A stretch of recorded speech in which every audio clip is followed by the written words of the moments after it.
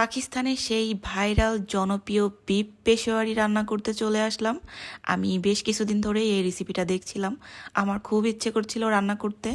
আর রেসিপিটা দেখছিলাম খুবই খুবই ভাইরাল, যেটার কারণে আমার খুবই আগ্রহ জাগছিল।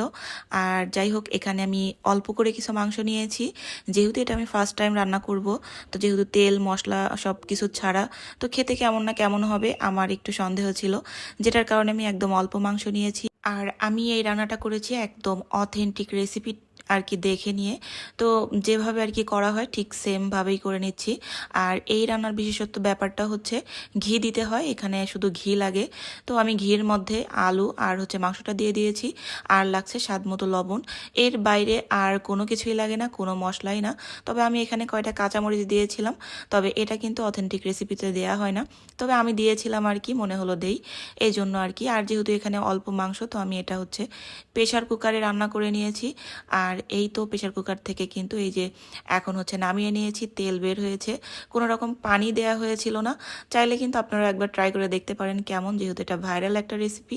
আর এখন যেহেতু সবার ঘরেই কম বেশি মাংস আছে, চাইলে অল্প একটু মাংস দিয়ে ট্রাই করে দেখতে পারেন কেমন না কেমন হয়, যেহেতু এটা ভাইরাল একটা রেসিপি। আর এই তো আমি এখানে খেয়ে দেখছিলাম, গরম গরম আর কি 2-1 পিস খাচ্ছিলাম, যেহেতু আমাদের তেল মশলা ছাড়া খাবার খাওয়ার অভ্যাস নেই।